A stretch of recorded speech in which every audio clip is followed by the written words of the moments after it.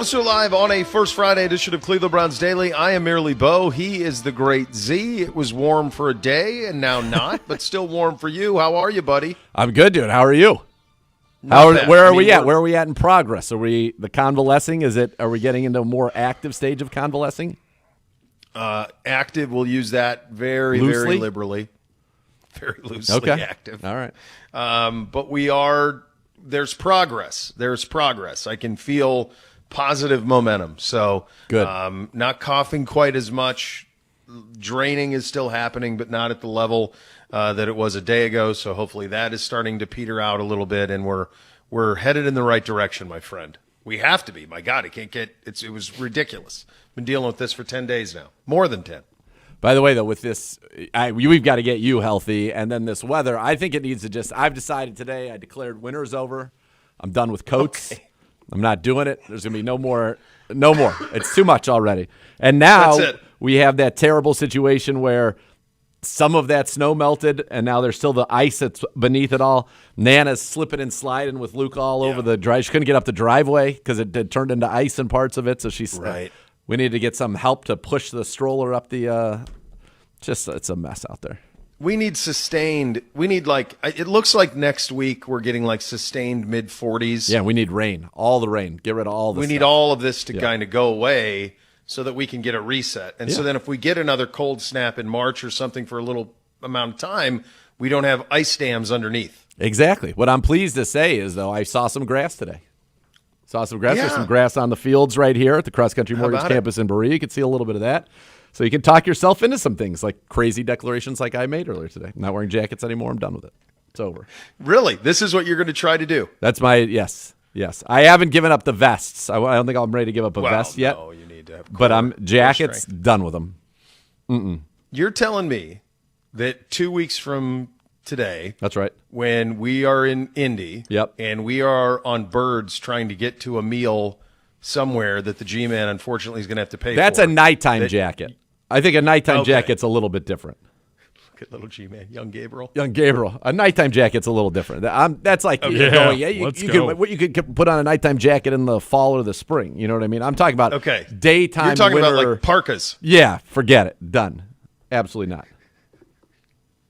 Done. That's it. And I'm even retiring my hat. I think I'm going to retire the hat for the winter. That's part of it. At least on the shelf for the year, right? That's what I mean. It next year. Yeah, of course. Yeah, it's not. Young Gabriel he doesn't want the hat retired. I want the hat back. Yeah. So we have, first of all, this is a wonderful day. You can't see it on the camera, but we have guests in studio today. Arn Goldman and Massimo Carmosino.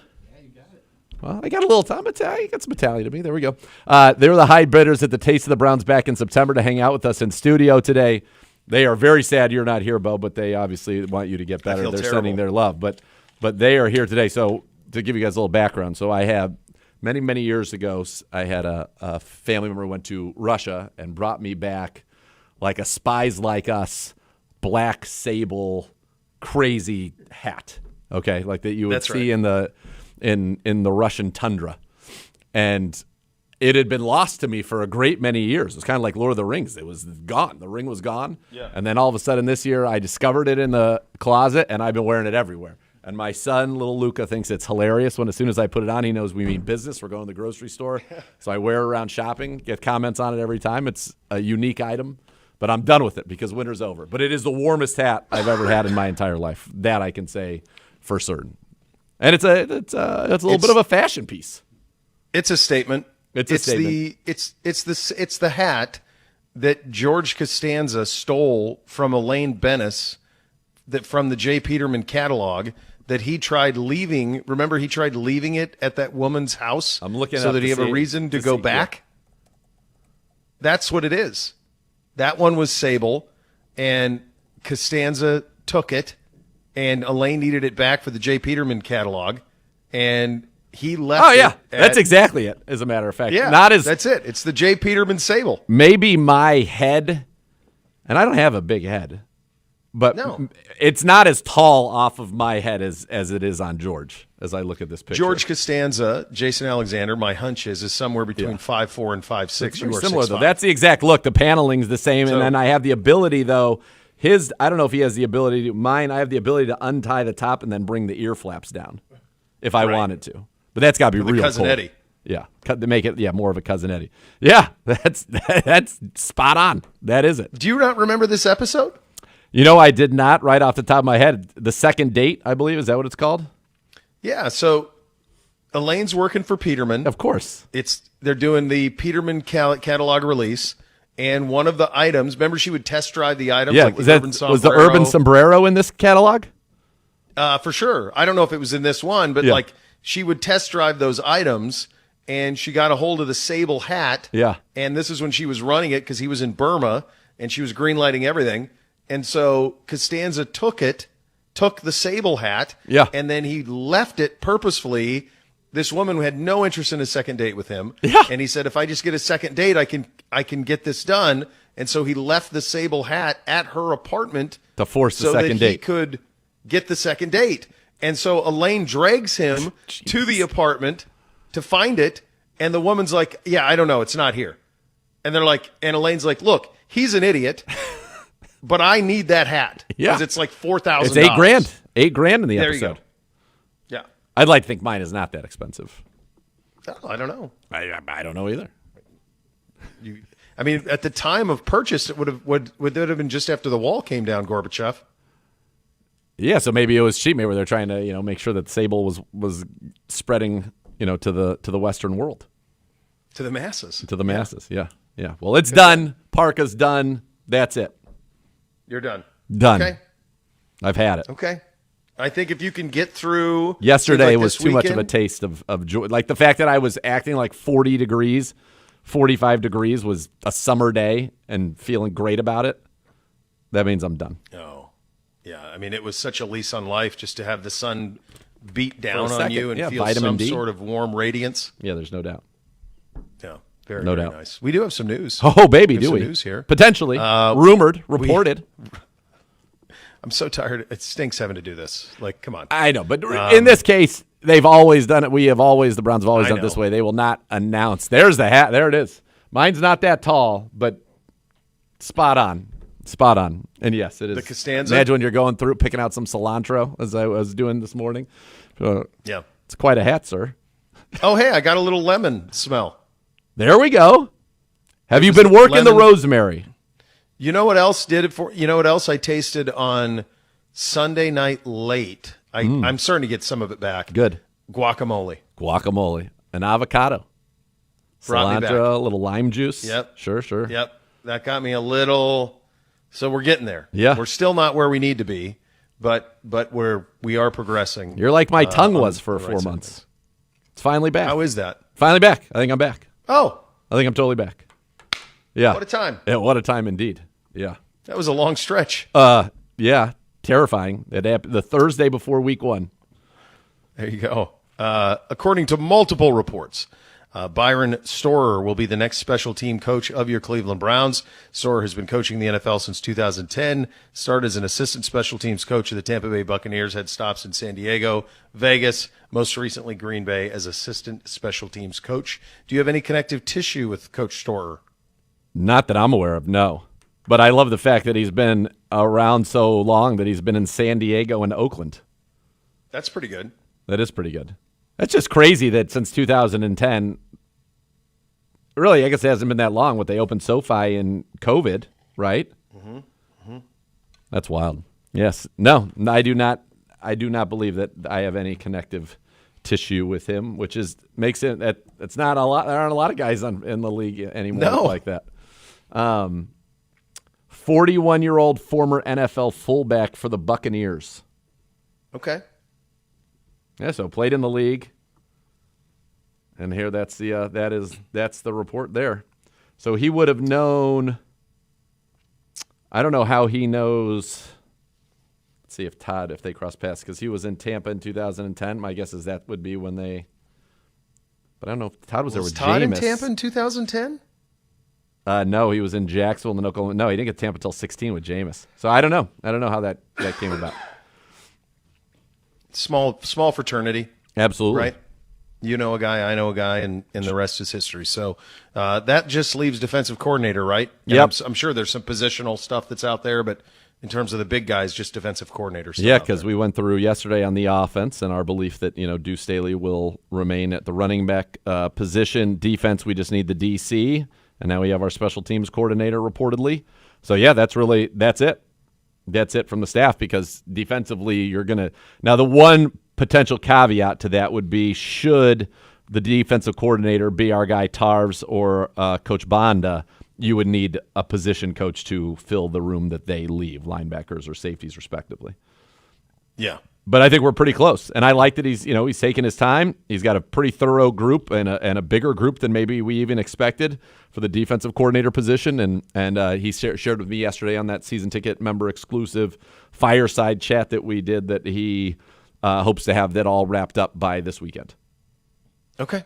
Yeah. So I would expect today's Wednesday. I wouldn't be surprised if tomorrow and Friday that there were maybe some in-person interviews. If some people make it similar to the way they did the head coaching search, make it to a second round, they'll do, whittle it down to maybe 3 or 4 finalists in person and then go from there. And make that selection, I think, would be made pretty quickly. Yeah. So that would, that we're right on time with that timeline. If the NFL could have one of those cities back and put the team back in that spot, which one would it be? San Diego or Oakland?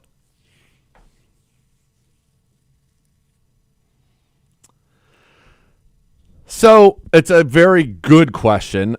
I kind of think if I had to do it, and those were the choices you gave me, you could only keep one in its home area and the other one had to move, I would have sent the Chargers to Vegas. And I would have kept the Raiders in Oakland, because it's growing up in the Bay Area, and I realized that the Raiders were, for a time in my youth, in Los Angeles. But the black hole, all of it, I know they needed the stadium, and that's why this ended up happening. Same thing with the Chargers, really. I wish they could have figured out in Oakland, because the Raiders absolutely mean something in the Bay Area, and especially in the East Bay where I'm from. That is, it was a scary place to be. But it was an intense environment, and they loved the Raiders there.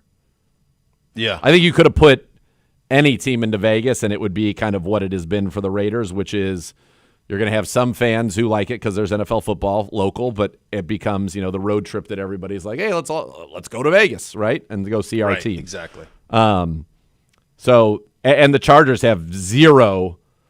In fact, they have a negative home field advantage in L.A. Yes. So I would have sent them to Vegas and kept Oakland in Oakland. It was almost like it was a waste of brand to give Las Vegas the Raiders. Totally. The brand is so good that, Totally. but Kroenke didn't want him in Los Angeles, because then he wouldn't have been able to own L.A. He did not want someone paying him rent who he would be subservient to in terms of the give-a-damn level of the fans. Yep. And if the Raiders went to Los Angeles, then they would have been number one at the there. top of the mountain. Yep. In Los Angeles. So I understand why he did all of those things. I would also just say this from the San Diego perspective. It is stupefying when you make that drive south from Los Angeles and you go through Orange County and then eventually get to La Jolla and all of that.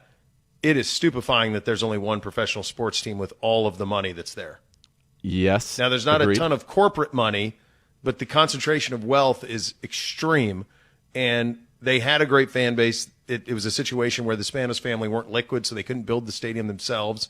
They couldn't get this. Obviously, the state's not building any, so you're stuck. And now you have an NFL team that doesn't really have a home. No, and we've talked to Andrew about this before. Some of the young kids maybe are growing up with it, but by the time they get old enough to have purchase power, Herbert's going to be retired. I mean, it's such a hard thing to create equity in that market if you're the Chargers. Agreed, and the shame of it is that they couldn't find a way, or with all the money in the Bay Area, and you could say, well, listen, they still have, the NFL and the Niners, they still have got baseball and the Giants, they've got the Warriors, and then you go down to San Jose, you got the Sharks, so you got all the sports in that area. But to lose the Raiders and the A's because they couldn't get a stadium done is crazy to me. Yeah.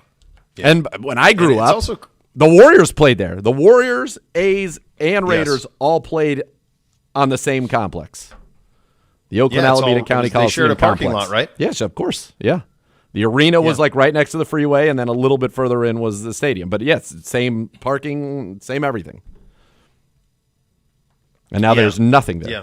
No professional sports. What's left of like Oakland in terms of like the stadium and stuff? The city, like, is there anything there? I mean, there's got to be. Yeah, Oakland's still there, and then you just got Berkeley's right when you there. Lose the teams. Yeah. I mean, you're talking about 41 dates. Yeah. For basketball, 81 dates for baseball, 8 dates for football. That is a ton of dates that are gone. Yeah. And it was great. You had the BART train was right there. You could take the train and walk over a bridge, and you're right at the complex. I mean, it was very accessible, very easy. It's just crazy to me that there is nothing there anymore. I don't know what they've done with the site, actually, because I haven't been back in a while. So I don't even know if they, like, raised it all. Demolished or just sitting I have there. no idea. Yeah. Yeah, it's crazy. I would definitely. It's yeah. pretty The Raiders interesting should be there. decisions the NFL made there. Yeah. Yeah, very much is. NFL Combine invitees have been released. Some of the notables. I'm very curious to see who participates in what. I mean, we're always interested in that. Sure. Drew Aller, local guy. Garrett Nussmeier, LSU quarterback. Wide receiver-wise, you'll have Denzel Boston, Zechariah Branch, Casey Concepcion, Mekhi Lemon, Carnell Tate, Jordan Tyson. So all of those guys getting those invitees list out there, all the offensive linemen. Where did we end up last year in terms of what was kind of like, it feels like this kind of comes in waves. Like, what's the in thing to do? I'm going to do everything. I'm going to do nothing. Like, I'm just doing the meetings. Like, where did we end up last year with that? Do you even remember? A lot of what I would call superstars or guys that knew they were going in the top half of the first round. I don't think they did much of anything. Sometimes they would just run a 40 when that was it. Sometimes they wouldn't do anything. They'd save it for their pro day, or they'd save it for their showcase workout. Like I would expect that the quarterbacks, everybody other than Mendoza, to do everything. There isn't another. Those guys. There's not another quarterback. So this, unlike some other years where you had multiple quarterbacks, I think every quarterback not named Mendoza is going to do everything at the Combine this year. And if I'm one of these receivers where there isn't a clear Jamar Chase, Justin Jefferson, there are, depending on what flavor you like, you could think that Lemon was the top receiver. You could think Tate was the top receiver. You could think Tyson was the top receiver. I haven't seen Boston go first in any of the mocks. But, I mean, to me, those guys would want to go out there and try to separate themselves. Now, because you can, if you do it head-to-head. But my guess is if one of them doesn't do it, then maybe all three of those guys won't do anything. And they'll just it's a big risk if you're at the high end of it. If you're Lemon, Tate, Tyson, and it seems like those three guys most consistently are mocked, kind of first. Seems like so far, and you can correct me if I'm wrong, but it seems like so far Tate's the number one. Tyson's been first in some of them. I don't know that I've seen Lemon necessarily be first, but the variance in where they go in these mocks, and even for Carnell Tate, can be top 10 to mid-teens to 21. Where did Justin Jefferson go? He went in the teens. I want to say he was, in my mind, he's 18 or 19, and I'm pretty sure in one of those, oh, man, you wish you could do it over again if you were Howie Roseman. Not that things have not worked out for them, but Jalen Reagor was the pick before Jefferson. That's what I meant. Yep. That's what stealing my thunder right there, young Gabriel. Sorry, not sorry. So Reagor went right before. Reagor was Jefferson. the pick right before. Yes, Jefferson was 18? I want to say Jefferson was like, I want to say 18, 19. 22. So Reagor was 21. So Justin Jefferson was 22. Jackson Smith and Jigba was 20. If you think of some of the best guys around, Chase obviously earlier. Amon-Ra was 4th round.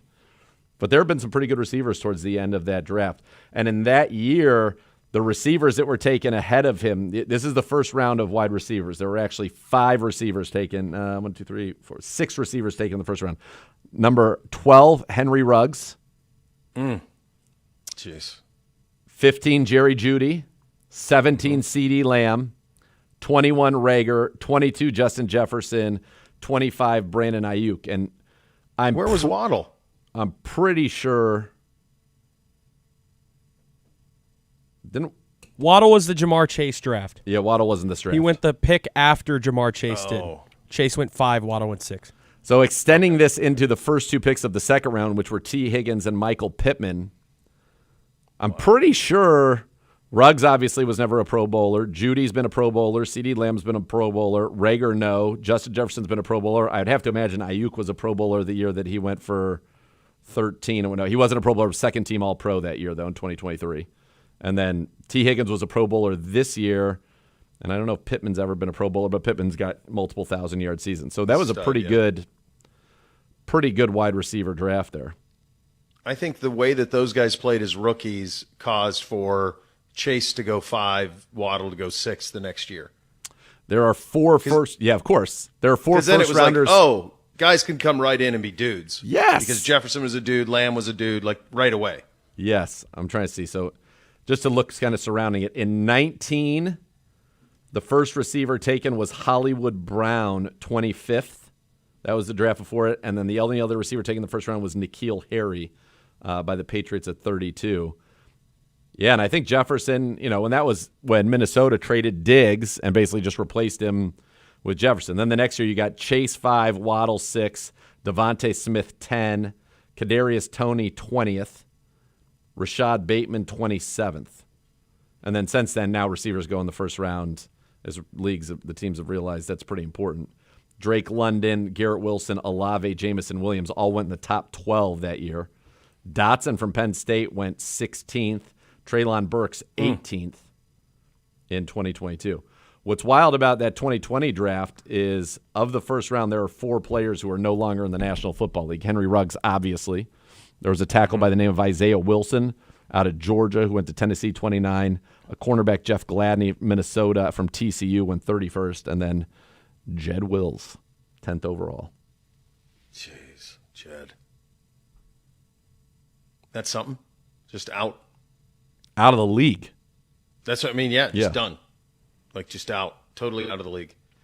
Wild. A melancholy first Friday for you. Just before we got on air here, about 10 minutes before, James Vanderbeek passing at the age of 48.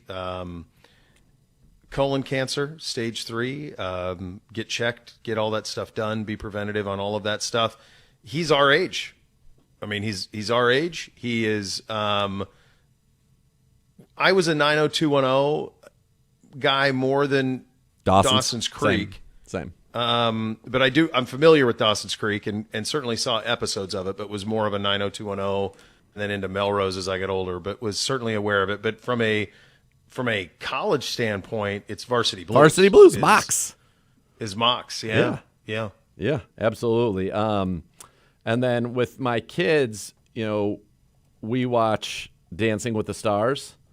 And he was on that, and I'm pretty sure, not that this was happening there, but they've dealt with a lot of stuff. I think it was back in 2019 that he was on, and you just got a real feel for him as a person. He was great, like a great guy, and it was very cool to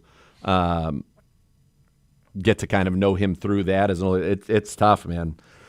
Very, very, very, very sad. And as you talk about, every year we go to UH and we talk with Dr. Technos and how important that screening is. And get your colonoscopies, because that is one of those that if you're on that, it can't prevent everything, obviously, but it's important to make sure you get screened. And as a guy out there, make sure you're handling that and the prostate. And we saw that in the and then the ads in the Super Bowl with Bruce Arians. Yep, for sure. Yeah, I think probably for most people will live on kind of forever in Varsity Blues gift Absolutely.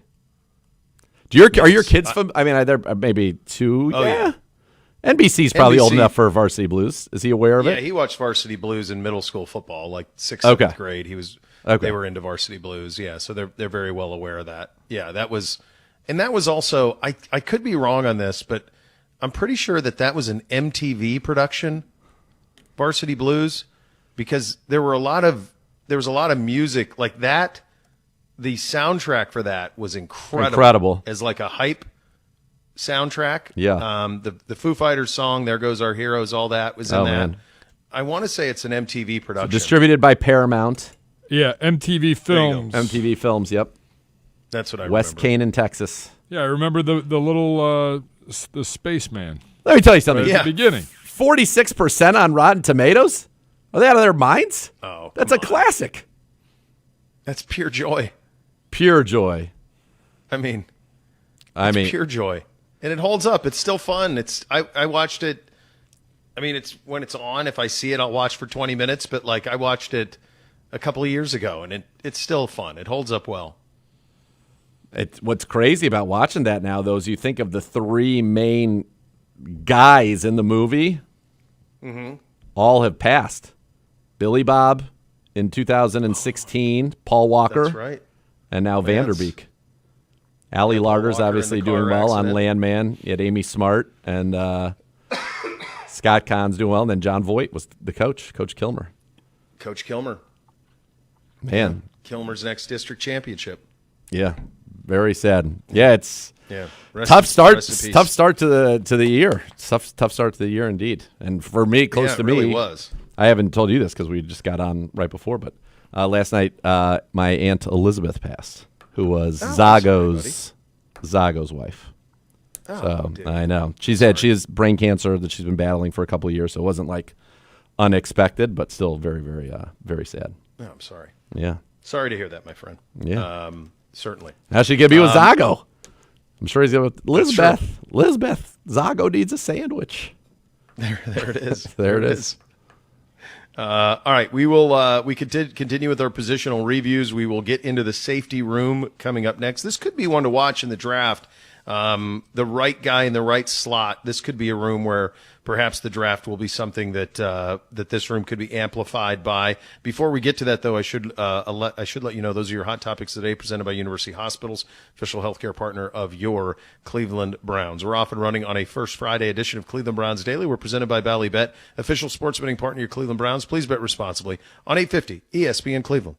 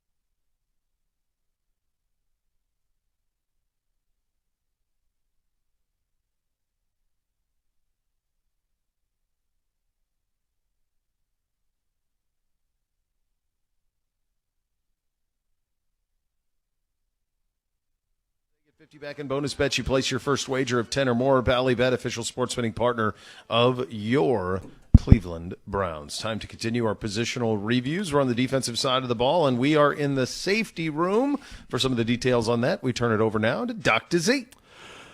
Yeah, this is a room that I would think is going to have minor changes relative to some of the other rooms, and certainly whenever we talk about a room on the offensive side. Look at this. Dr. J, the heater continues. What's he got going? Look at this graphic he's got. He's got all the guys here. And how about that? Only one uniform repeat, which is impressive. You have the white over orange twice. But other than that, we got the color rush. We got the brown over white. We got the Cardiac Kids brown over orange there. So he's got everybody from the safety room.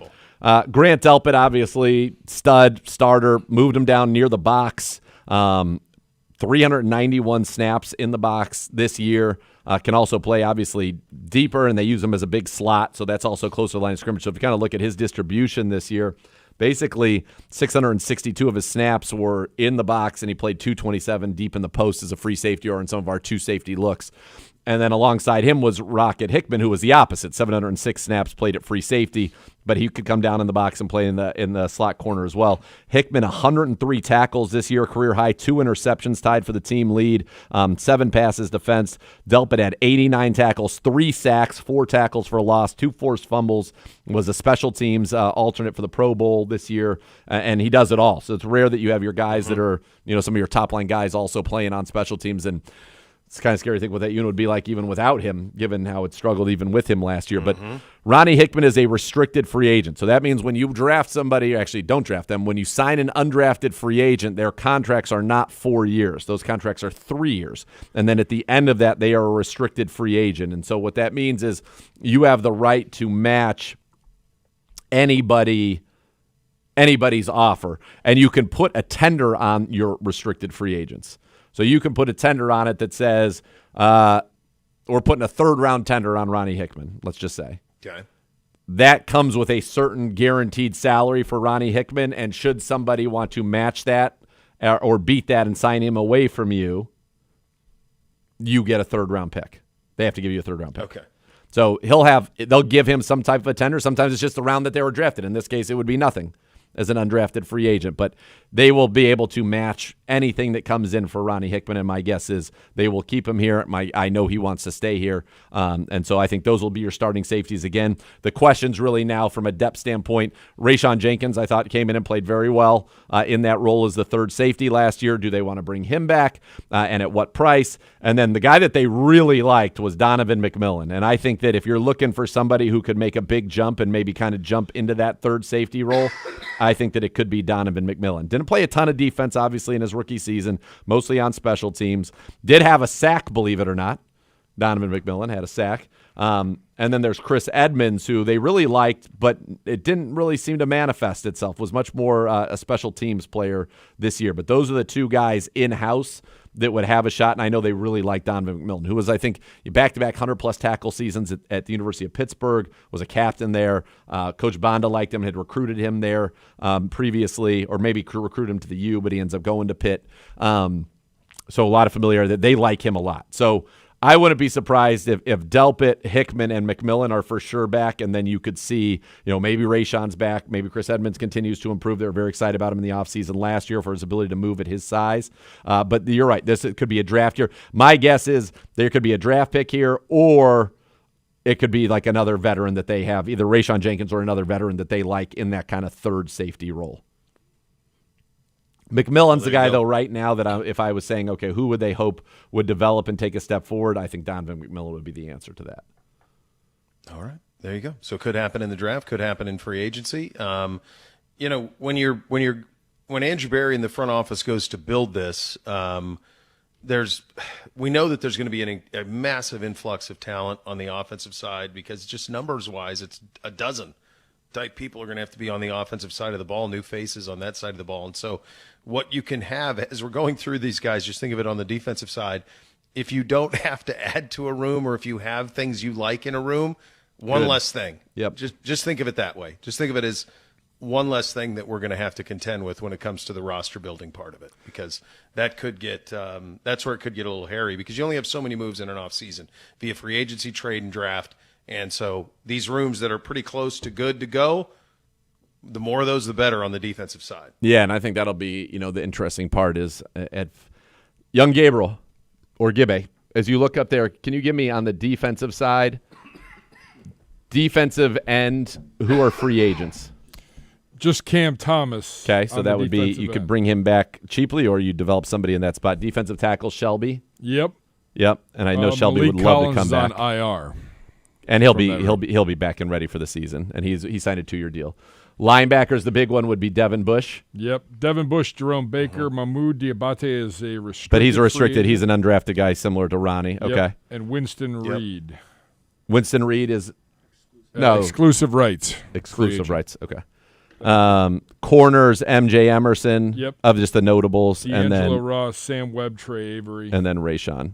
Yep. So not a whole lot there. What's good? I think, Shelby, I know, wants to come back, and I think that they would be very happy to have Shelby come back. Devin Bush is really going to be the wild card in terms of in-house defensive spending. And the question is, does his salary get so high that, let's just use $10 million as a number, that Devin Bush can be back for $10 million, or that could be $3 million players at, to keep MJ Emerson, to keep Shelby Harris, and to bring in a safety. Right. And I think those are going to be the calculations they have to make on that side of the ball. So, all right, question for you then. If you're going to improve the defense, yep, are you addressing corner first or safety first?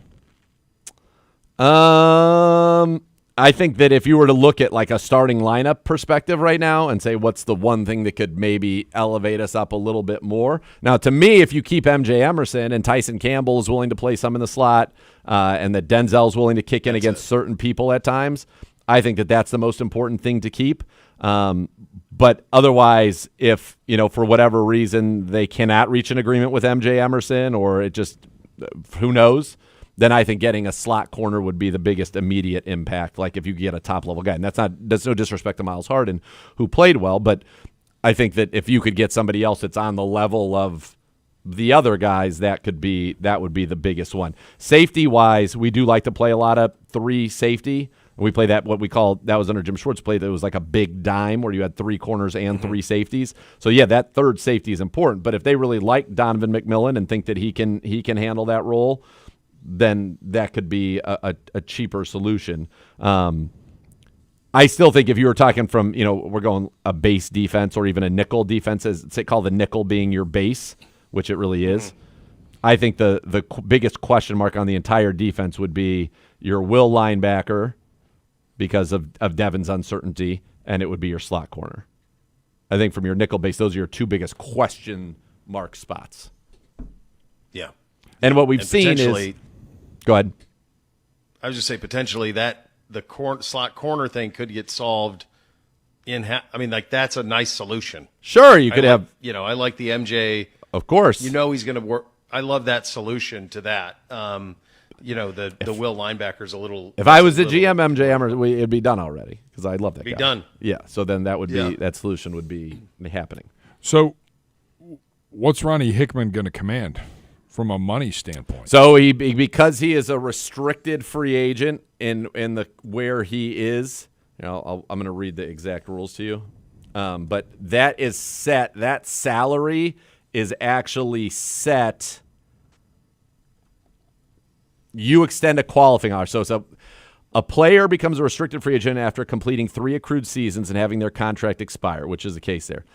He is able to negotiate with other teams. The original team retains first right of refusal to match any offer and keep them. If the original team does not match, they may receive draft pick compensation. So the original team must extend a qualifying offer or tender to have first right of refusal. So what that means is you are able to,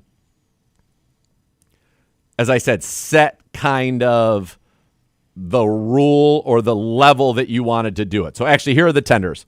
There's first round tender, which is a 1-year contract This is for the 25 season, so these numbers will change, but this is from last year.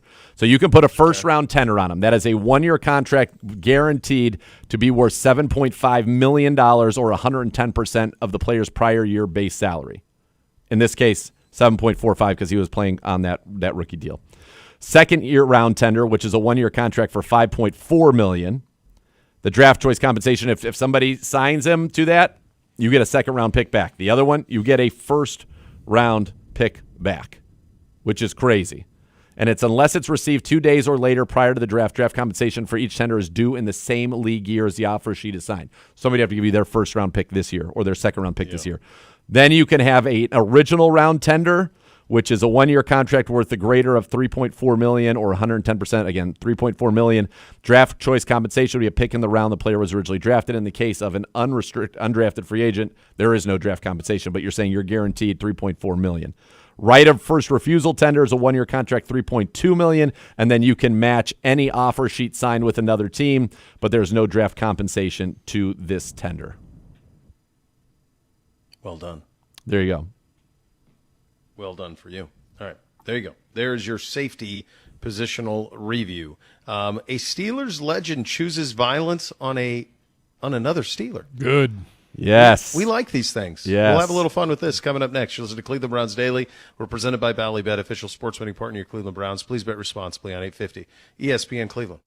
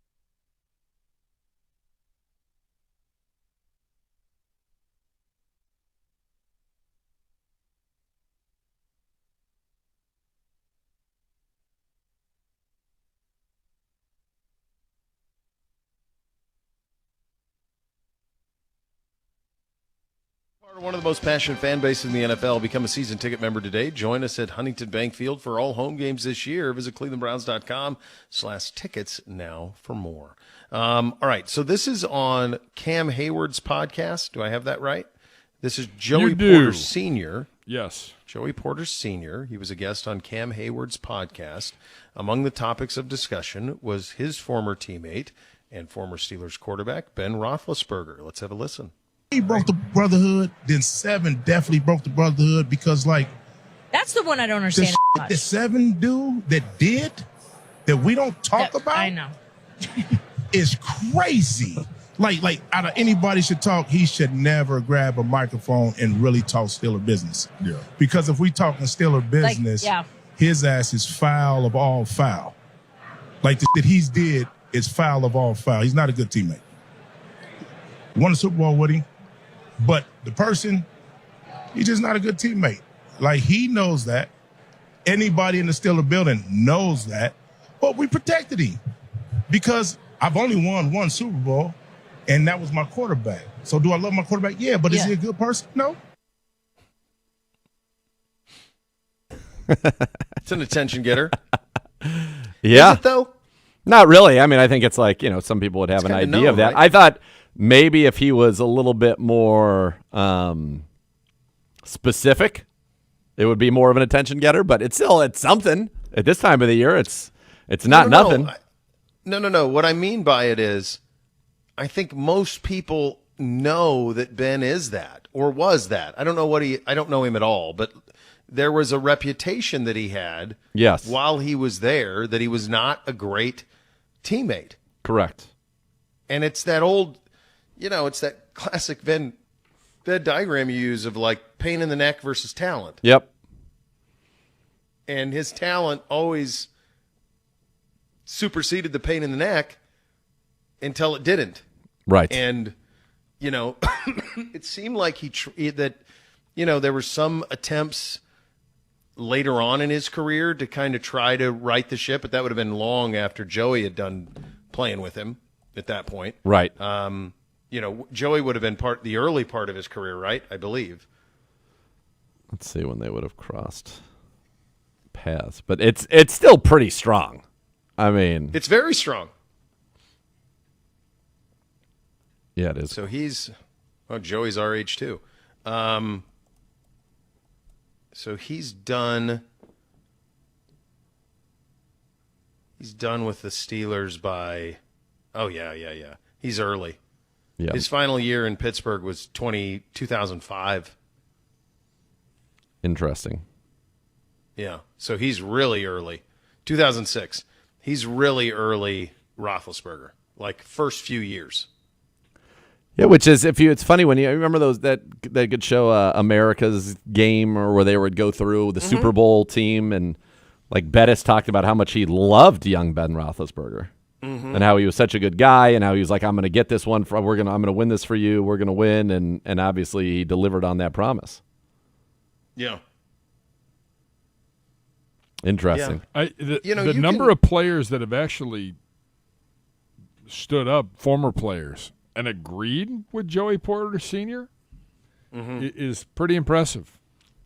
I like it. That doesn't surprise me, though, because of what we've all heard in regard to Ben. And it seems, Joey's son plays for them now, and he stayed in Pittsburgh, and his kid played at Penn State. He's kind of Steeler through and through, I would think. And so, my hunch is if you're doing a popularity contest, Ben probably's not there. Has Pittsburgh done anything post-career with Ben, like retiring jerseys or anything? They don't have many retired jerseys. I know that. I don't know the answer to that. No. The G-Man says no. Young Gabriel says no. Like no Ring of Honor, none of that? No, not yet. Because when was his last game was? Wasn't it us? No, you lost. It was a playoff loss to Kansas City. His last home game was against us on Monday night. Oh God, freezing cold. You guys aware of this? Awful day. Do you know who's in the Hall of Honor class of 2025 for the Steelers? Who? Joey Porter, Marcus Pouncey, Ben Roethlisberger. Perfect. That's fun. I like that. Did they do that and we missed it? Maybe it already happened. It says Young it's Gabriel, how'd you miss 2025. this? That's right. He says because I work here. That's right. The right answer. That is a good answer. Welcome back. Yeah. Yeah, it's very pointed, and it's they usually keep things under wraps over there, so it's rare to see someone outspoken like that on it. Do you guys know what happened 36 years ago today? 36 years trick ago question. today. I know that there was It's hard 20 to years guess. ago, I think, or 15 years ago yesterday when Friday was dropped by Rebecca Black, which should have been a national holiday. True. I did retweet that. Similar. Matt Fontana reminded us of that. Yeah, he did. Shout out 37 years Fontana. ago was Major League reporting for spring training. That was yesterday, I believe, right? Yes. I already know this because we were listening to another program that you did this morning. Yeah, Buster Douglas. This is Oh, Buster yeah, Mike Douglas Day. Tyson. Yep. In Japan, right? Is that where it was? It was in Tokyo. It's funny. It's one of those ones that I think it's a little bit like the Red Right 88 play and like the Phil Dawson play that everybody claims that they were there and they saw it. And the reality is that it was on closed circuit television. It happened in the middle of the night because it was in Tokyo. So unless you went to a bar in the middle of the night to watch it, you didn't see it live. You saw the highlights. Yep. And in those days, you couldn't even really see the highlights. It was stills. Remember, because it was like the next week, HBO would run it on tape delay. Correct. Like a week later, and then you could watch it. But like there was no, you weren't watching it live. And so, I mean, almost nobody saw it live because why would you? Like there was no reason Mike Tyson was 40-1. There was no chance that he was going to lose. Can't tell you and how many so the more pay-per-views. that story is retold, the more people say, "Oh, I remember watching it." No, I don't think you do. I don't think you watched it at all. I remember getting all those pay-per-views, though. And, like, you'd Yeah. watch the Tyson fight. I mean, you had to watch, like, the 3 or 4 undercards because the Tyson fight was done in less than 60 seconds normally. Yes. So you didn't Yes. think anything of it. You're like, it's just some exhibition overseas. And some of them were truly closed circuit, like they were at bars. Yeah. Like you would have to go to a bar who would get the fight and watch it because it wasn't like you could just on demand it on your cable. Like it wasn't even, for some of that stuff, it wasn't even possible. I'll tell you the most amazing thing that happened after that. There's been several books about it, but Buster's obviously a Columbus guy, got to know him through the years. One of the things that's pretty remarkable is what happened after that, because he went from, nothing to the most powerful man in boxing like that. And Don King basically moved to Columbus to promote Buster and to get him the Holyfield fight because that's the one everyone wanted was the Holyfield fight. Yeah. Because now Tyson had been vanquished. And Tyson Holyfield were on a collision course. Everybody wanted to see that fight. And then it couldn't happen because Buster beat him. And so that fight didn't happen until after Mike got out of prison, like 6 years later, 5 years later, before that fight ever finally happened. Yeah. And then it was the second one where he bit Holyfield's ear, the second one of those fights. But that fight was next. And Buster Douglas did what he did. Yeah, then you had to And it's watch still- Holyfield, Lennox Lewis, and I remember seeing the one where he bit the ear live. I know exactly yeah. where I I was remember for that too. yeah. I remember that one. Yes. By the way, when Buster Douglas won that fight, as you said, it delayed a lot of other things. It also led to a video game because Mike Tyson's Punch-Out, they made James Buster Douglas Knockout for Sega, which I had, which was actually a very fun game. But Buster Douglas had a pretty good moment in the sun. Like, and that game was out there kind of like right after his win. It was supposed to be called Final Blow Boxing, but then when he won, they threw his name on it, and it became Buster Douglas Boxing. So they had this like game ready to go, and then as soon as he won, they called it Buster Douglas. So it's a great point out of you. There was in between. So he knocks out Mike Tyson in Tokyo. Yep. On this day 36 years ago. And then it was 8 months before he fought Holyfield. the banquet tour So- was not kind to him. Yes. No. No. Nah. No, he was given, he went from like, and he was always a good puncher, and he had heavy hands, all that stuff. But like, he went from being like, okay, you're on the card in Tokyo, to heavyweight champion of the world, and he had 8 months basically as king of the world. Yep. And then Holyfield really put it on him, and then that was it. That was it. Yeah. That was it. Was he on a Harley on Sports on the cover of SI? Is that what that? What's that? Was he on the cover of SI on a Harley or a motorcycle? Why do I remember Buster? that? Yeah. I think that was they did a Where Are They Now thing with him, I think, didn't they? On one of the anniversaries. Yeah, I mean, he was on the cover. Several covers of SI. He was on that said Rocky Lives, and that's got him with the belt and a red, white, and blue background. And then they have the KO, the one where Tyson's going down, his mouthpiece is coming out.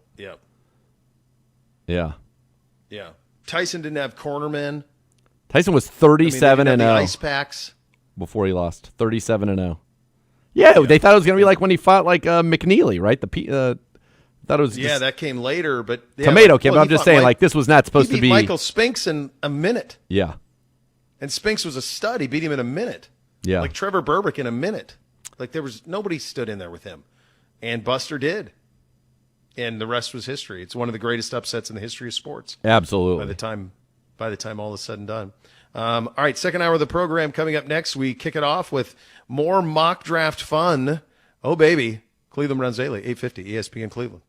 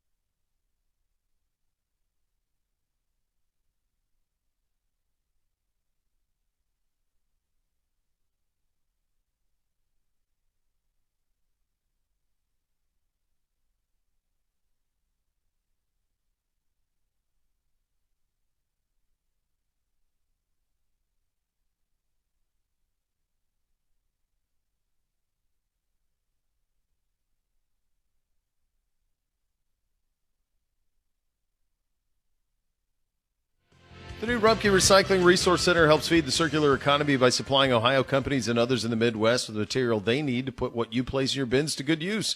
To learn more about the facility and how you can recycle more, visit rumpke.com today for more. We've got a bunch of mock drafts here.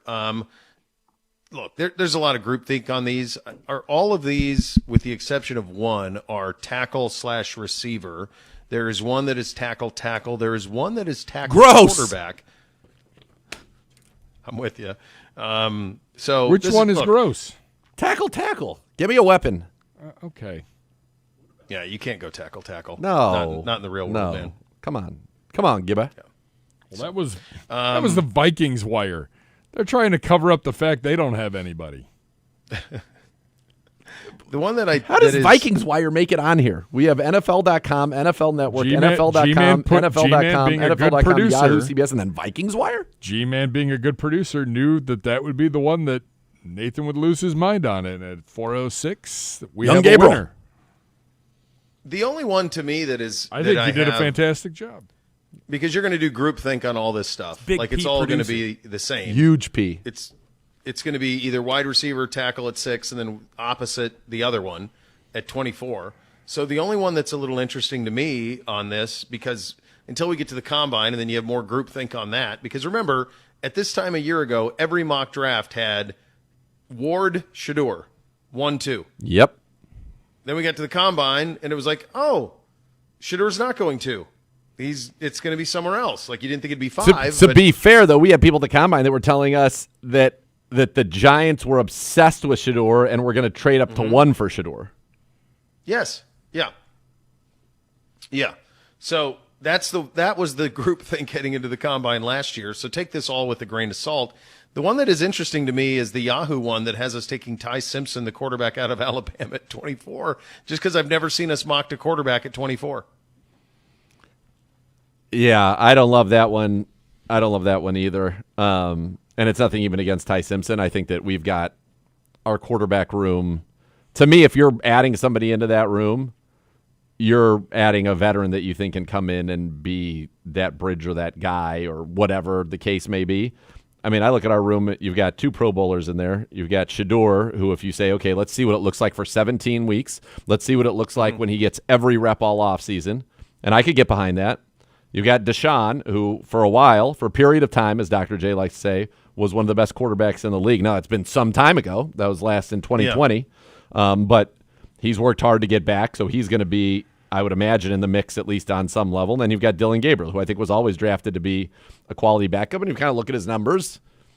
He stewarded you, and if your defense gets a stop in London, stops one-armed Carson Wentz from going 80 yards, he wins that game. And if the Jets don't have back-to-back return touchdowns, he wins that game, and he had a winning record as a starter. So yeah, I think he can kind of – he's there. I don't know that he's necessarily in the starting competition, but to me it's those two, and then you're looking for if you're bringing somebody in. Now, I don't see a world in which we are able to play in the Malik Willis waters. I just think he's going to end up being too expensive.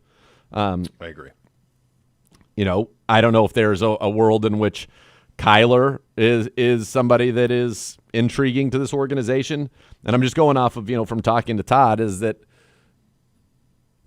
mobile quarterbacks and quarterbacks who can play off schedule and quarterbacks who kind of have second play abilities, what he calls it when the original play you call does not work or breaks down or is pressured out, that they can make plays in the second play, and how much an advantage it is when you have somebody who has that kind of mobility when you get near the goal line. The best red zone teams always have quarterbacks that can utilize their legs, that can make the run game 11 on 11 in those compressed window and compressed areas.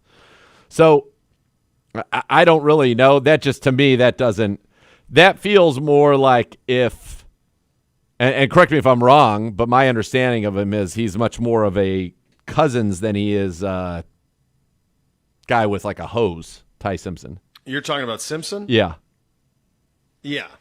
I think he's he's probably, he doesn't have the arm talent or the physicality of Mendoza, but that's like the type of the player, he's more. And Mendoza's been compared to like a Kirk Cousins. Yeah. Yes. So this would be, I don't be that light. That's not the scheme we're running anymore. Yes, you need people who can process. You need people who can identify, process, deliver the football on time and accurately, of course, but you need people who can make plays out of structure. Now, we saw last year Shedeur make plenty of plays out of structure. We saw him be able to do that at a high level. We saw Deshaun Watson do that, obviously, earlier in his career, and even at times, here with us. So that one would really surprise me. It is the most important position in all sports, though, and if you think that he is that if that's what they, Todd and AB and everybody come together like we got to have Ty Simpson, maybe you got to have Ty Simpson. But it would surprise me. I think the other ones that have receiver then tackle, to me, I like that. I like that flow a little bit, because what's interesting is you've got some drafts where we take Bucky Brooks, for example, has us take Caleb Lomu of Utah 6th overall. And then you've got Cynthia Friedland, Lance Zierlein, who knows quite a thing or two about offensive line play, Chad Reuter, and they all have, and even this Vikings wire guy, they all have Lomu going 24. Right. Nobody's got Carnell Tate or Mekhi Lemon or Jordan Tyson going 24. No, they're all gone by then. So that, to me, again, listen, we know what the Bishop Zagura Browns drafts would look like. Yeah. There'd be a lot more wide receivers taken than what we've done in early rounds. And the reality of the situation is, since this organization came back in the year 1999, we've only drafted 2 receivers in the first round, full stop. Braylon Edwards, 3rd overall, who had a year where he led 16 touchdowns, I think led the league, and Corey Coleman. That's it. And you saw the trends. And when was Corey? What year? 15? 2016, 14? I think. 16? Yeah, the year been a that decade. wide receiver wasn't a primary. That was the position in year that draft. we were going to take Jared Goff 2nd. That's right. The Titans held the first pick in the draft. They had drafted Mariota the year before, so they weren't going to take a quarterback. We were all in on Jared Goff. Not in on Carson Wentz, obviously, but all in on Jared Goff. And then the Rams trade up. They get 1. They end up taking Goff. The Titans end up at 8. We trade out to get with Philly to go to 8. Philly takes Carson Wentz. We then trade from 8, I want to say, to 15. Was Coleman 15 or 16? Somewhere in there. Teens. Somewhere in that range. Teens. We trade with the Titans there. We get Coleman. The Titans take at 8 Jack Conklin. Right. Yeah. So, but those are the only 2 receivers that the Cleveland Browns have taken in the first round since the year 1999. Right. And this is it's a weapons league. Now, Jerry Jeudy was a first-round pick. Odell Beckham was a first-round pick. We have had first-round receivers on our football team. Brashad Perriman was a first-round pick. Sure, but that requires assets to acquire. Well, we gave up a first-round pick to get Odell Beckham. Right, of course. And already Right. pay the high salary because he was not a draft pick at that time. Yeah, no, we need to. Now, the Trey Amari Cooper was a first-round pick who's been here. So we've had first-round receiver talent on our team, over the last 6 years relatively consistently. But we haven't had that homegrown stud that you get 4 years of at well below market value. Danny Shelton was 2015. Shelton was 20. No, Corey Coleman was 2016. I know that, but was he 2016. pick 15 or pick 16? He was pick 15. Pick 15. Taylor so Decker 2015 went right after him. So 2014 is Johnny. It was Justin Gilbert and Johnny. Yes. 2015 Gulp. is Danny Shelton and Cam Irving. Oh, I remember. And then 2016 is Corey Coleman. We took 3 other wideouts in that draft. In which one? 2016. It's probably off the top of my head, I'm going to guess Ricardo Lewis. That's right. Hollywood Higgins. Yep. And Jordan Payton. You betcha. Yeah. That worked out.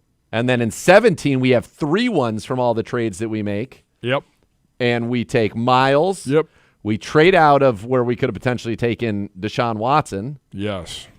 And we take Jabril Peppers. Yep. And David Njoku. There you go. And then in 18, we have 2 firsts, and we take Baker and they boo you off the stage. And Denzel Ward. That's booed right. off the stage in the Muni lot. We're having a draft party. You were? Yeah. Oh, yeah. For This announcing was great. Denzel Ward. Denzel Ward. Oh, you got to drop Buckeyes, everybody. See, I want to drop they didn't want Buckeyes. Denzel? Denzel Ward. Booed off the stage because Who did everybody they had want? said They we wanted the needed Bradley defensive- Chubb. Yeah, they wanted Bradley Chubb. Bradley Chubb. That's right. God.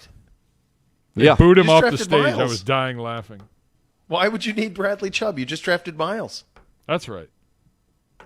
Anyway, Oh, my booed off stage. But if you think about that run that I just laid out there, you had 2 1s in 14, 2 1s in 15, a 1 in 16, 3 in 17, and 2 in 18. So that is, I'm not a math major, but 14, 15, 16, 17, 18, that's an average of 2. That you had 10 first-round picks in those 5 drafts, and we still could not get it together. And Nick Chubb was an early second in 18. That's right. And Right. what was Batonio in 15? Batonio was a early- second-round pick in 14. Okay, Yeah. an Better early seconds one. than ones. He was, and then we had in that draft Terrence West, Oh, Kirko. yeah. Kirko Yeah. was in that draft. Not Allen Robinson, though, folks. Somebody was talking about that guy for a little while. I don't know who. And then we got Crow as an undrafted in that one. Pierre Yep. Desir was undrafted in that one. That's right.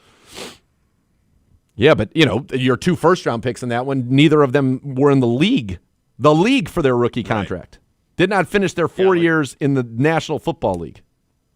Miles was probably the first one to get a second contract, right, in a long time. Well, Batonio, from a first-round pick standpoint, First rounder. Joe Hayden, and then probably Miles. Because Danny Shelton did not. Cam Irving did not. Neither of the guys and then 15, Corey Coleman did not. Njoku and Miles.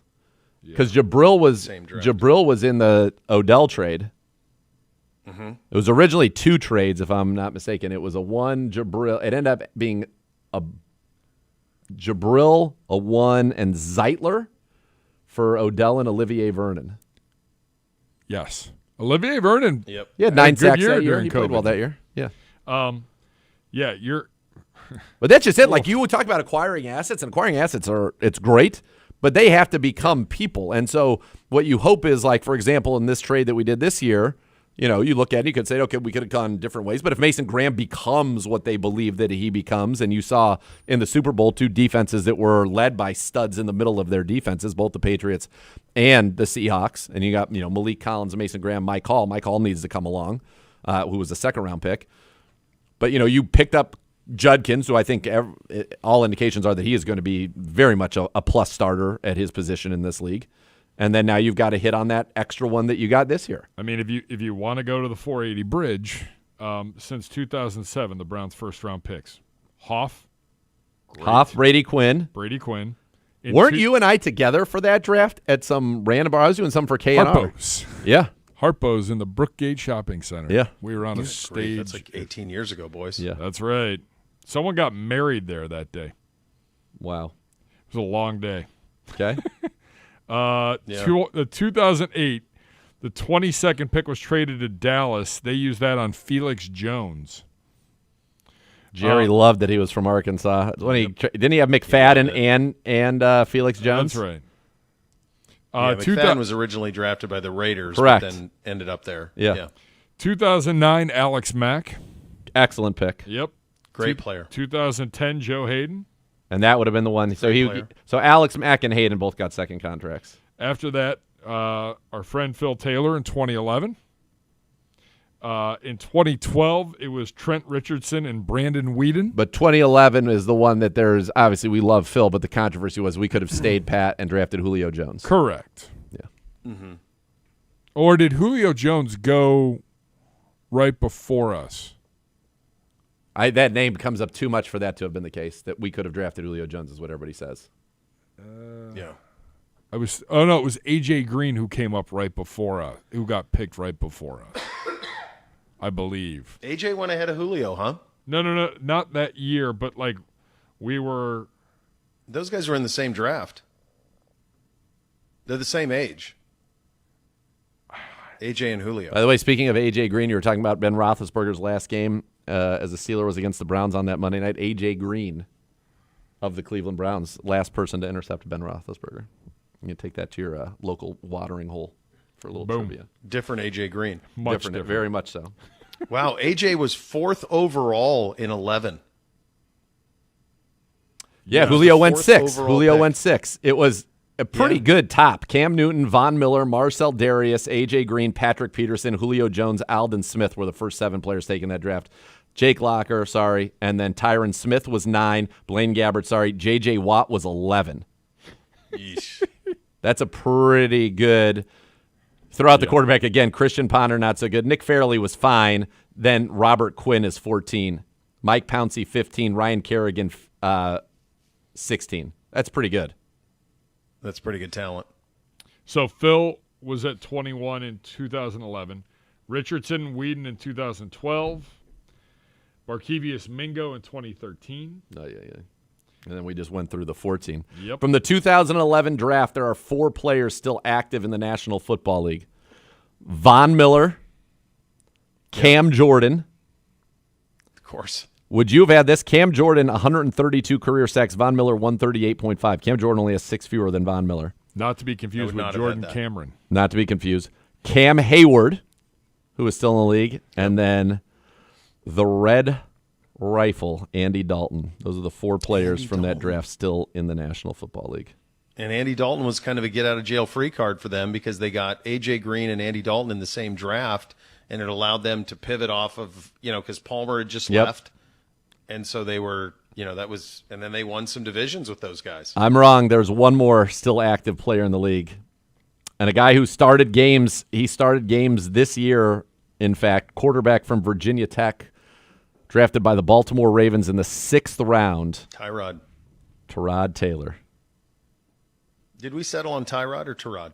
I think it was Tyrod, and I think he changed it to Tyrod while he was here. While he was here. Yeah. In training camp, he's like, by the way, right? my name is, excuse me? Oh, right. Okay. Great. All our imaging needs to be changed. Nothing to see here. Man. Yeah. Yeah, that's why drafting matters. It matters. And, last year we had what appears to be a very solid class, and you've got to stack a couple of those together, and that's when you can do some things. I mean, you go back to Seattle, both of these.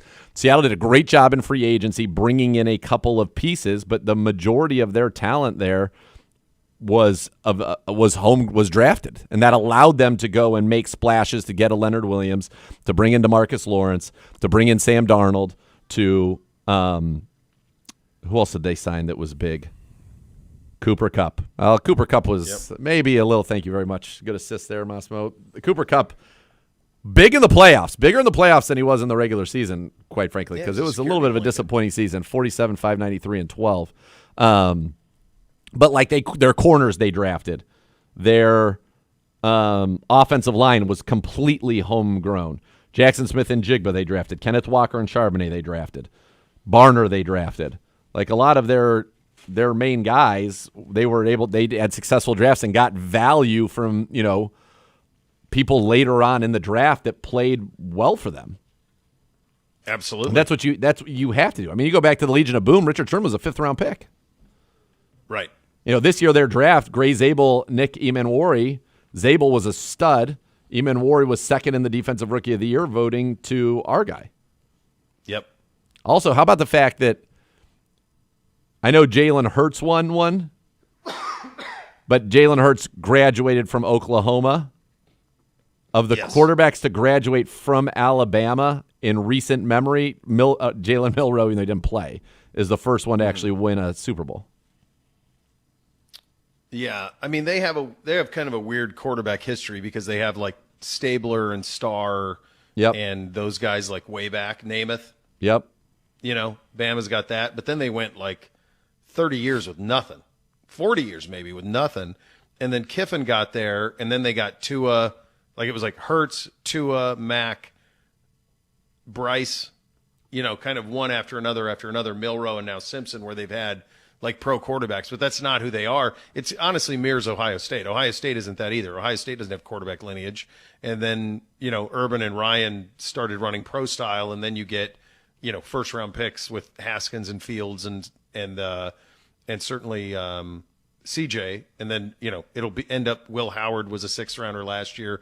My guess is Julian Sane will be a 1st rounder next year. So it's one of those things where the sport changed so much at the college level that those programs, because in order to win a national championship in the woe-begone era, it was all run the ball. It was option and it was running it. And the teams that threw it were the teams that didn't win a lot. That's where the USCs, those type of schools came from, or even the outliers in the Big Ten, like Purdue with Drew Brees. Like, the only way that they could compete was to throw it all the time because they couldn't compete in the trenches with those powerhouse programs. So those quarterbacks just didn't come through those places for 40 years. Like, wasn't Craig McElroy? Was he a finalist McElroy. for the Heisman? Maybe as a token. Maybe. Okay. He was the quarterback of an undefeated national championship. Yeah, in 2009. But he was a seventh-round pick and never threw a pass in the NFL. I don't know that he was, because that was the year, I think Sam Bradford won it that year, and that was Bradford-McCoy. Okay. And McCoy got hurt on the first drive of the national championship game against Alabama. Texas is going down to score. He gets hurt on the first drive, and they have to play a true freshman the rest of the way, and Bama ends up kind of crushing them.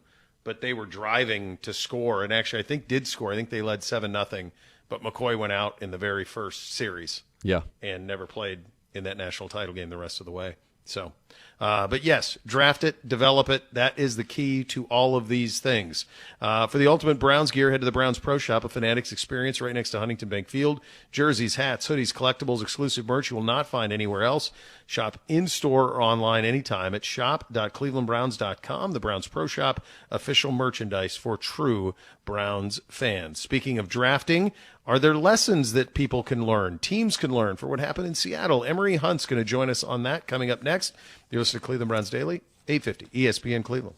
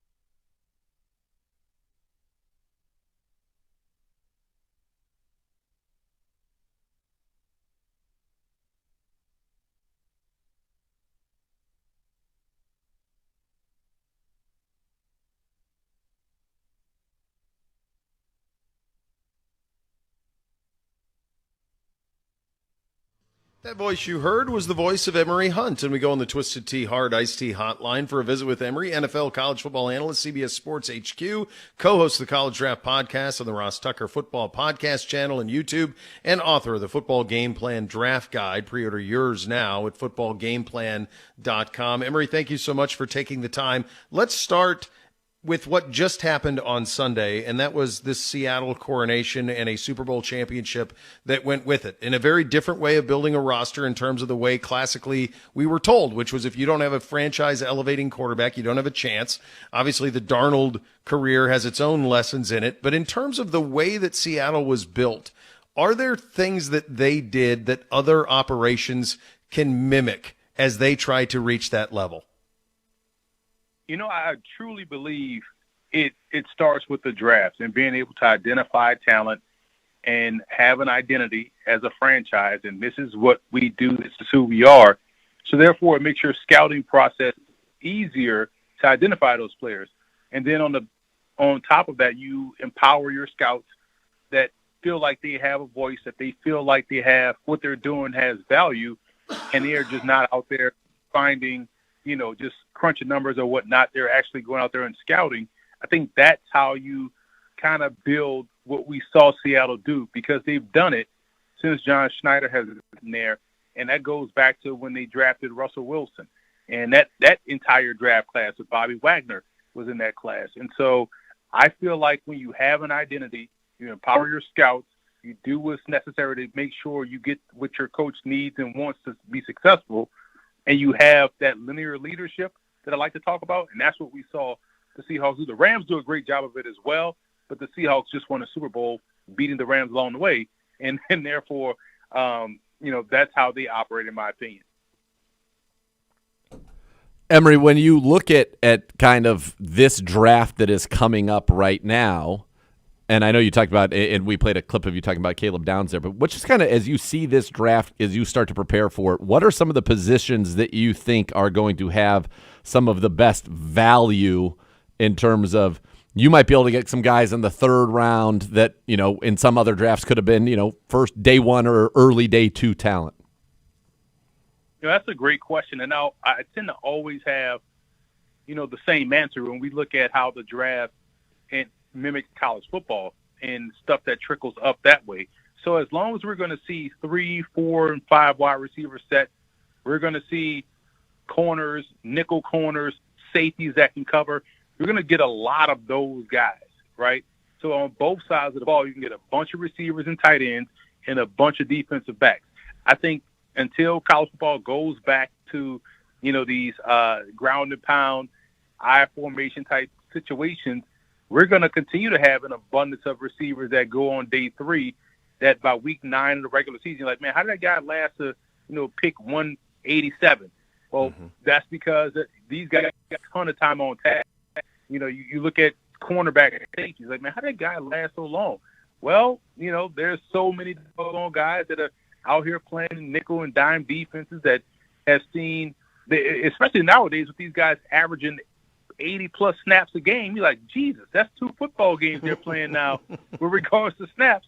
So they have a ton of life experience and game experience on top of the fact that these guys are staying a little bit longer. So I think that abundance and competition and what we're seeing is the reason why we're going to get a lot more receivers and DBs that could go on day 3 that are tremendous value. Emory, I want a dude. I want a number 1 receiver. Browns have the 6th pick in the draft, and we have not done as well with some of those later round draft picks at the wide receiver position as maybe some other teams in the league have. You're at 6. You have the pick of the litter.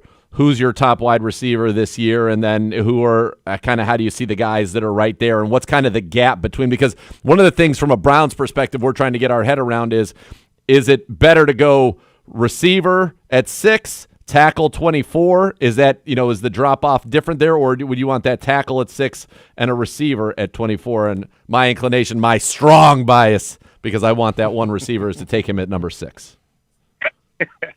Listen, watching the Browns play offense last year, it was like, you know what, man, I now see the value in the offensive lineman, you know. But I will say this, because I grade the receivers differently. I break them down by position. I put them in 4 categories. Split end, which is an X receiver, your flanker, which is a Z, slot receiver, and I call this other position a big inside wide receiver, kind of like that Marcus Colston big slot prototype.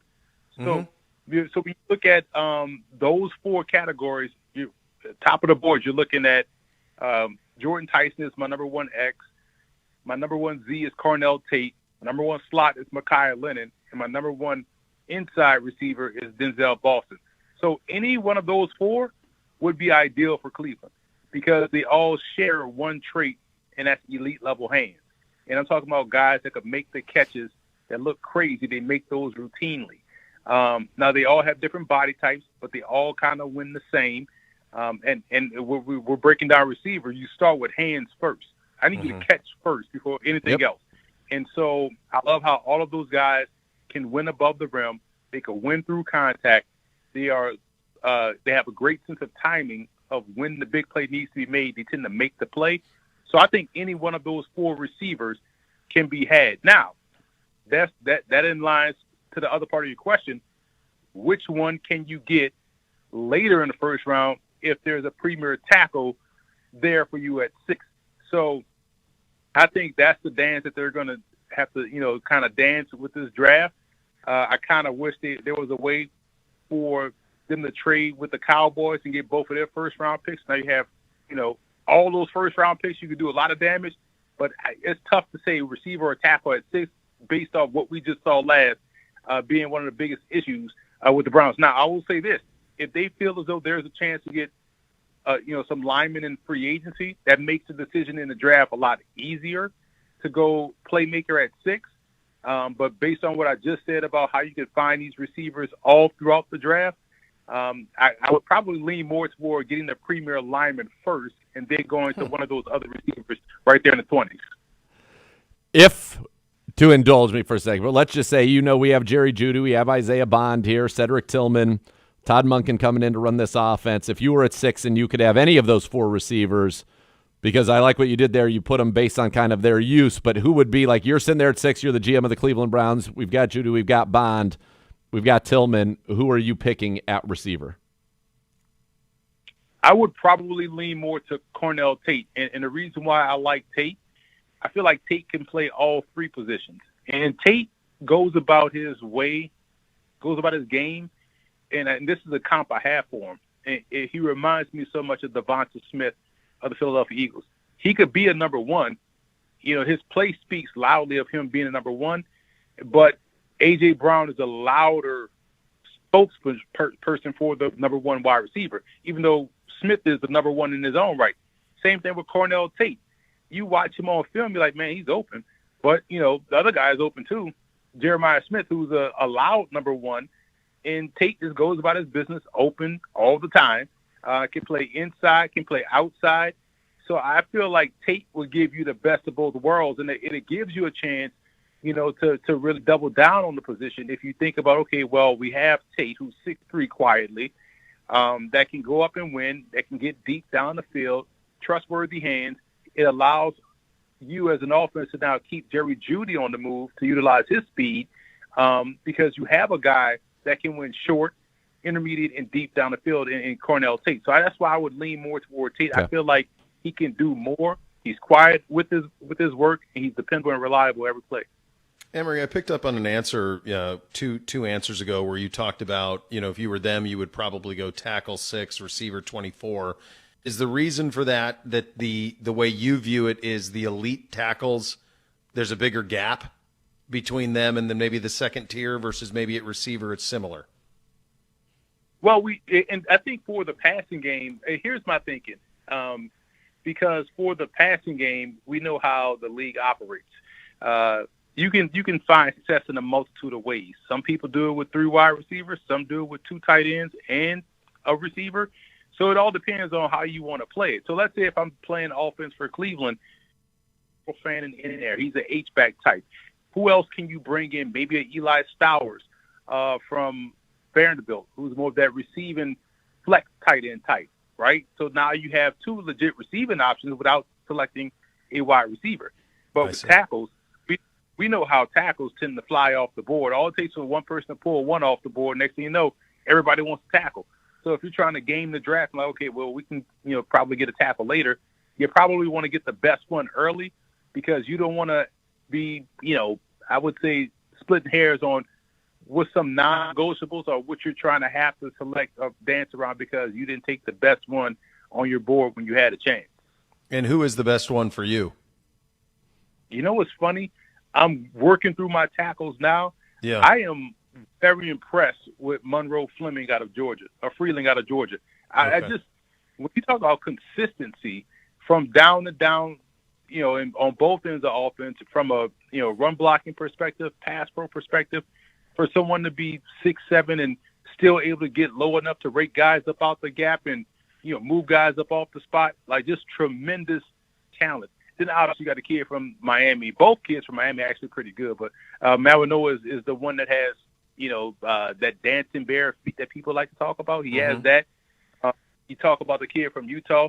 Fano, I think, is tremendous. I think Fano's recognition is outstanding. Like, you can't fool him, and he's very consistent in his approach. So we just named 4 guys. So even if you want to throw in Caden Proctor, I'm surprised at how watching Caden Proctor, how you kind of know he's big, but then you see how other defenders kind of feel that weight on him when he blocks. It's like, man, that has to wear on you throughout the course of a game, because you think, I could beat him with quickness, but you put those paws on you, that's a wrap. The rep's over. So it's unique for Cleveland because they got a choice, because you could even convince me and to double down on line, because you could see a pathway for maybe someone like Manoa to play inside as a guard while you also grab a bookend right tackle or left tackle. You feel like DeJuan Jones can come back healthy and he can man one spot, but man, I could even be convinced to double down on tackle in the first round. So it sounds like this is, given what the Browns' needs are, clearly, that this actually is a pretty solid draft for the offensive line, at least with the Browns, first 3 picks in the top 39 to maybe get 2 on the line and 1 at receiver and be able to get 3, day one starters and impact players. Absolutely. And I talked about this last night on CBS Sports HQ. If you are basing this off what we just saw last, and we saw Andrew Berry do a phenomenal job in the draft, not just with the picks, but also with the undrafted rookie free agents. I listed about 5 dudes that he was able to grab that play significant roles for the Browns this year. If he can stack back-to-back good draft classes, there is no reason why the Browns can't be right in the thick. And truth be told, they were in the mix, let's say the last 7 games, and 2 of those losses could have been wins. We're talking about Buffalo, and you talk about Tennessee. We're probably looking at a different Browns team going into that last game against Pittsburgh, right, considering how the whole division just fell apart. But I will say this. If he's able to stockpile back-to-back draft classes like he did in 2025 with the needs of this immediate team, the Browns have a chance to really do something special because the draft so far, as I'm working through it, is shaping up to be beneficial to what they need. And it's, Operation Offense, in my opinion, for the Browns going into the draft class and in free agency. You can stockpile some depth on defense, but, man, this is all about making sure you can average 24 points a game throughout the rest of the season. Because I think if you get 24, that Browns defense should be able to close the deal. Talking to Emory Hunt, NFL college football analyst, CBS Sports HQ, co-host of the College Draft Podcast on the Ross Tucker Football Podcast channel on YouTube, and author of the Football Game Plan Draft Guide. Pre-order yours now at footballgameplan.com. We were all at the Combine last year, and everybody said the constant was, just wait till next year with the quarterbacks. Well, here we are, a year later. Mendoza's going 1. He might be the only quarterback in the first round. All the guys who we were told were going to be locks, Emory, are 2nd, 3rd, sometimes undrafted. What happened? Well, firstly, pronoun trouble, because I tried to tell people that last year that don't be so sure about 2026, But what's funny is that, the guys that everybody talked about last year in terms of being this year's crop that you want to get, half of them could have came out last year. If they were that good, they would have came out last year when it was supposedly a quote-unquote weak draft class at the position. So I just find all of that funny. But primarily what happened to a lot of these guys is just more tape. And what's unique about the position, you can kind of tell who is these guys, right? Because they tend to stand out, and it jumps out at you. And so even for this draft class, as all the quarterbacks that people listed, from Nussmeier to Aller to Arch Manning to Lenore Sellers to Cade Klubnik, Carson Beck, that's 6 guys they listed. And Mendoza ends up being the one that everyone says is QB1. And no one talked about him at all, if little, over the summer in their process, or even in the spring when they were talking about 2026. So it's always fascinating to see that. But there are other guys in this class that I really like that if we're looking at the minute 30 to your question, your original question, and how they got the best out of Sam Darnold. You could win football games. And I've been on this bandwagon in this soapbox for ages talking about no one player is that good. You could win with good. All you need your quarterback to do is play his 111, which is why we saw what Bo Nix brought to the table. Right. And there's a bunch of Bo Nixes in this draft class that you could win with. I'm a big Haynes King fan. I love what Haynes King did at Georgia Tech. It may not look pretty. It may be unorthodox, but 1 minute. Needed something to happen. They looked at him and said, hey, man, you got to go make a play. And he made a play. I like the athletic raw tools of Taylor Green out of Arkansas. And I said this about a month ago. He reminds, if you're watching him, and we're old enough to get this reference, you watch him, and I don't know how you can not see Randall Cunningham. You know, how you could not see someone that's bendy, Gumby-like athletic.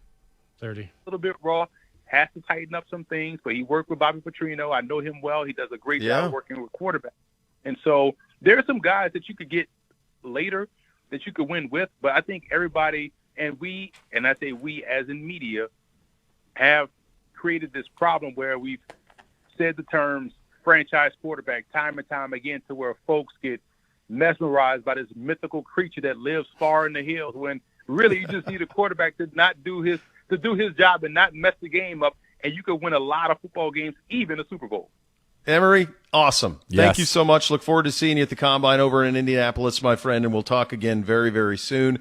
And for all of us, we'll talk again very, very soon. That was Cleveland Browns Daily on a First Friday edition of the program on 850 ESPN Cleveland.